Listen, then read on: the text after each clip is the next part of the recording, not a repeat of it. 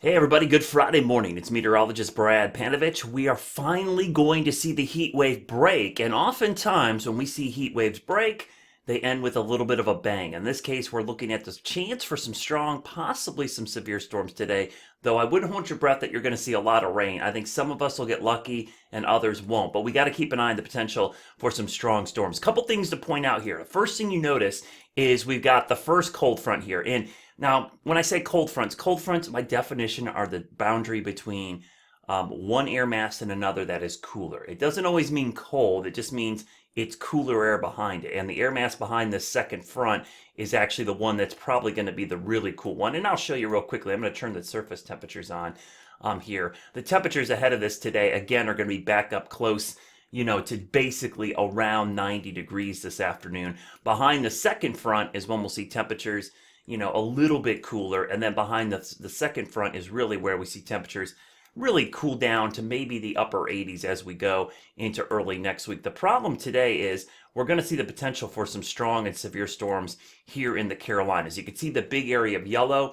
That is our low risk. The orange for central and eastern North Carolina, that is our medium threat, where we could see some strong to severe storms develop later this afternoon. Let's take a look at the future cast and kind of show you how this should evolve, I should say, as we go into the afternoon, because you can see we've got a couple little showers developing right now.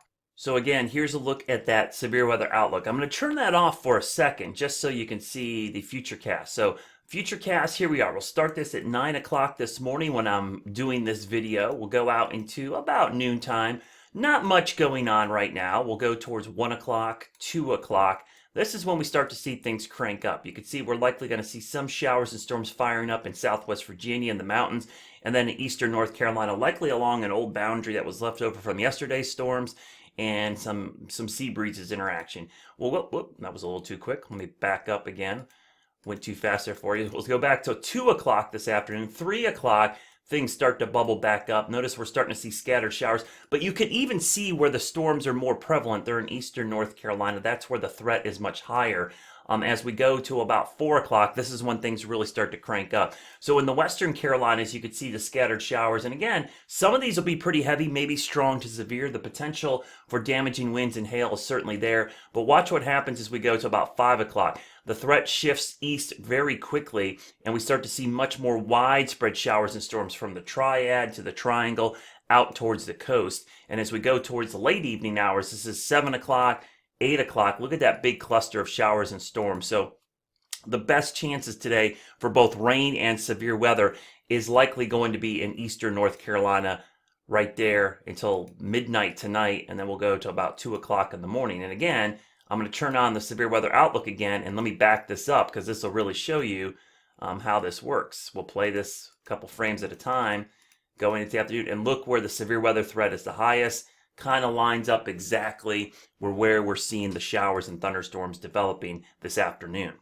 So what would those primary threats be today? Well, the primary threats are going to be damaging wind and hail. Those are our two biggest concerns today. And I think wind would be the biggest concern. When we see these intense heat waves, we tend to see what we call big downdrafts occur because the buoyancy in the air. Think about holding a ball under the deep end of the pool. Do you ever let that go as a kid, or my kids still do, and it shoots up through the water? Well, what happens sometimes is when it's really hot near the surface and we take that air and let it rise up to a really cold spot in the atmosphere, that becomes really cold, heavy, and dense. As it descends into even hotter air, the buoyancy difference actually accelerates that air towards the surface, and we see really strong downbursts when we're in these heat waves. So downbursts would be a big concern this afternoon. So damaging winds would be our primary concern with this. The thing is, as you're seeing from the future cast, there's likely just going to be scattered thunderstorms here in the Charlotte area west. The real threat is here in this area in orange, where there's going to be much more in the way of widespread showers and thunderstorms. So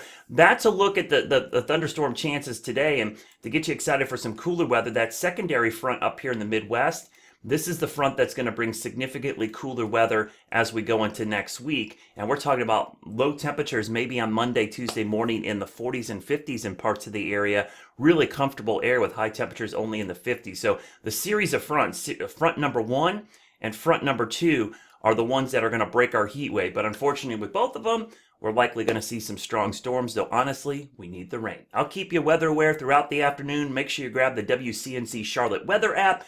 It'll send you updates for your location only if there are any warnings issued throughout the afternoon. Have a great Friday and stay tuned.